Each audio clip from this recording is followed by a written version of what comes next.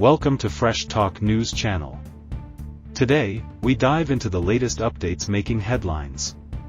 In a pivotal leadership race, a prominent central banker and investor has emerged victorious, facing threats from President Trump. He is expected to swiftly call a federal election.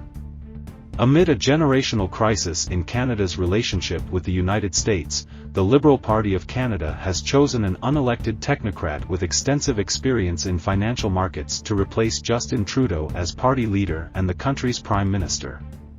This new leader will also take on President Trump. Mark Carney, 59, who guided the Bank of Canada through the 2008 global financial crisis and the Bank of England through Brexit, has never held elected office. Yet, on Sunday, he won a decisive leadership race against his friend and former finance minister, Chrystia Freeland. Carney secured a staggering 85.9% of the votes cast by Liberal Party members, with over 150,000 people participating in the election. In his acceptance speech on Sunday evening, Carney addressed President Trump's recurring threat to make Canada the 51st state, stating, "America is not Canada. And Canada never, ever will be part of America in any way, shape, or form." He added, "We didn't ask for this fight, but Canadians are always ready when someone else drops the gloves. So, Americans should make no mistake, in trade, as in hockey, Canada will win." Carney is expected to be sworn in as Prime Minister early this week, marking the official end of the Trudeau era. His most immediate challenge will be managing the threats posed by President Trump to Canada's economy and sovereignty. However, since Carney does not currently hold a seat in Parliament, he is anticipated to call federal elections shortly after taking office. In those elections, he will face off against Pierre Poilievre, leader of the Conservative Party. This is a critical moment for Canada, a member of NATO and the Group of 7 industrialized nations, and the world's second-largest country by landmass. President Trump has significantly influenced Canadian politics through his fluctuating tariffs on Canadian goods, which threaten to cripple the economy, and his menacing comments about annexation. Speaking at the Liberal Party convention in Ottawa just before his successor was announced, Trudeau captured the mood of his party and much of Canadian society. "This is a nation-defining moment. Democracy is not a given. Freedom is not a given. Even Canada is not a given."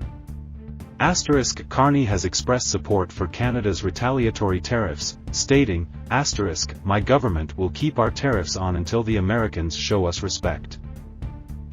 Polls suggest that Canadian voters are prioritizing who can best stand up to President Trump, a key factor in Carney's selection and the upcoming federal election. Federal elections must be held by October, according to Canadian rules.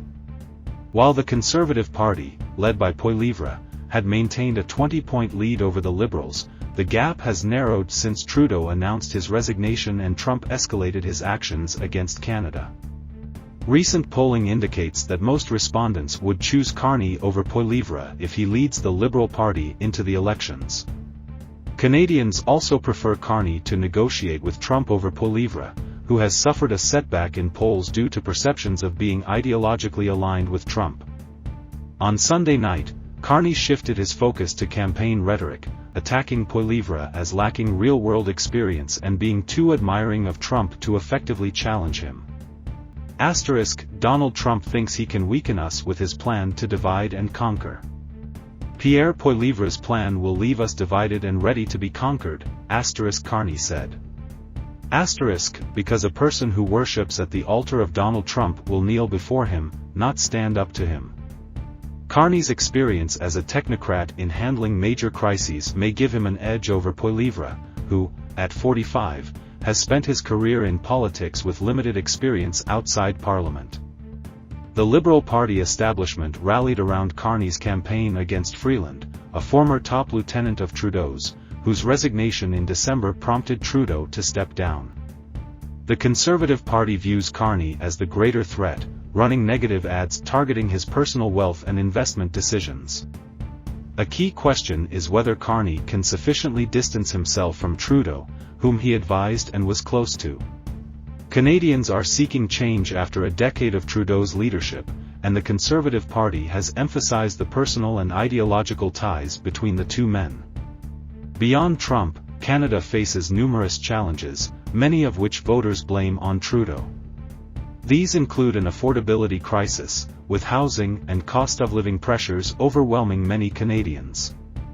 Broader issues about how Canada is governed are also pressing, such as how to utilize the country's vast natural resources, including oil, gas, coal, potash, rare minerals, and uranium for nuclear energy. Carney, a global advocate for green investment after his monetary policy-making career, will need to decide how to leverage Canada's natural endowments. Immigration is another critical issue. Historically open to economic migrants and refugees, Canada saw a rapid increase in temporary migration under Trudeau to address labor shortages post-pandemic. This has sparked backlash, with migrants accused of exacerbating housing and healthcare system strains. In his acceptance speech, Carney emphasized his progressive values, stating, "I know that markets don't have values, people do. When markets are governed well, they deliver great jobs and strong growth better than anything. But markets are also indifferent to human suffering and blind to our greatest needs." Thanks for watching Fresh Talk News channel.